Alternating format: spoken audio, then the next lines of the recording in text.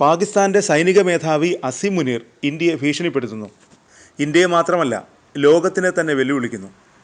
അണുബോംബ് കൊണ്ട് ലോകത്തിൻ്റെ പകുതിയോളം തകർക്കുമെന്നും അണക്കെട്ടുകൾ പൊട്ടിക്കുമെന്നും അദ്ദേഹം വലിയ വായിൽ വിളിച്ചു പറയുന്നു.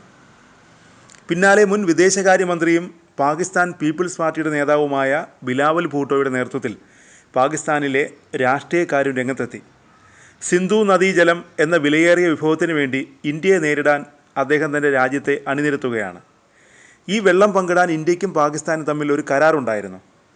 പക്ഷേ പഹൽഗാമിൽ നടന്ന പൈശാചികമായ ആക്രമണത്തിന് ശേഷം ഇന്ത്യ ആ കരാർ താൽക്കാലികമായി മരവിപ്പിച്ചു. ന്യൂഡൽഹി വ്യക്തമായ സന്ദേശം നൽകിയിരുന്നു, രക്തവും വെള്ളവും ഒരുമിച്ച് ഒഴുകില്ലെന്ന സന്ദേശം. എന്നാൽ ബിലാവൽ അത് മനസ്സിലാക്കുന്നില്ല.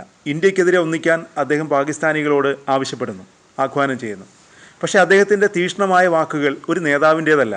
പ്രധാനമന്ത്രിയാവാൻ സ്വപ്നം കാണുന്ന ഒരാളാണ് ബിലാവൽ. അദ്ദേഹത്തിൻ്റെ സ്വരം ഒരു രാഷ്ട്രതന്ത്രജ്ഞനേക്കാൾ ഒരു തെരുവ് പോരാളിയുടേതാണ്. ബിലാവലിൻ്റെ ഗെയിം പ്ലാൻ എന്താണ്? രണ്ട് കാര്യങ്ങളാണ് ബിലാവൽ ലക്ഷ്യമിടുന്നത്. ഒന്നാമതായി, അദ്ദേഹത്തിൻ്റെ PPP അധികാരത്തിലിരിക്കുന്ന സിന്ധിൽ തൻ്റെ അനുയായികളെ ഒന്നിപ്പിക്കണം.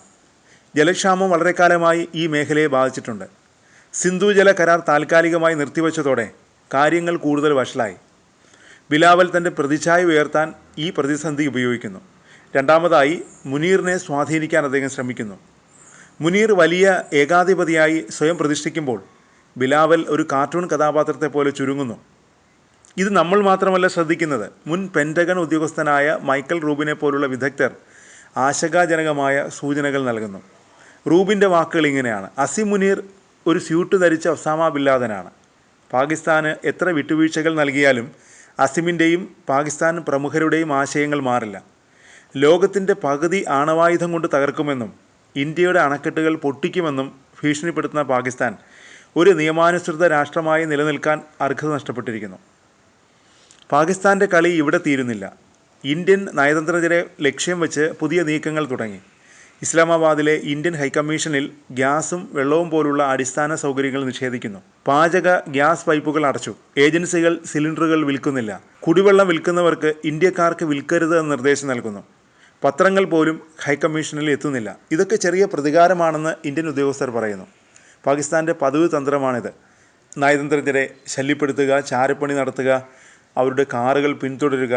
വിദേശ നയതന്ത്രജ്ഞരെ സംരക്ഷിക്കാൻ ആതിഥേയ രാഷ്ട്രങ്ങളോട് ആവശ്യപ്പെടുന്ന ജനീവ കൺവെൻഷൻ പോലുള്ള അന്താരാഷ്ട്ര നിയമങ്ങൾക്ക് വിരുദ്ധമാണിതൊക്കെ. പക്ഷേ പാകിസ്ഥാന് അതൊന്നും പ്രശ്നമല്ല. എന്തിനാണ് ഈ നാടകങ്ങളെല്ലാം? പാകിസ്ഥാൻ്റെ പ്രതിരോധം തിരിച്ചുപിടിക്കാനാണ്. ബ്രഹ്മോസ് പോലുള്ള ഇന്ത്യയുടെ മിസൈലുകൾ പാക് സൈനിക താവളങ്ങളെ തകർത്തു. ഒപ്പം പാക് സൈന്യത്തിൻ്റെ ആത്മവിശ്വാസവും പോയി. ഇപ്പോൾ മുനീർ യുദ്ധഭീഷണികളിലൂടെ ആ ആത്മവിശ്വാസം തിരിച്ചുപിടിക്കാൻ ശ്രമിക്കുന്നു. മറ്റൊന്നൊരു ഡിപ്ലോമാറ്റിക് അവസരമാണ്.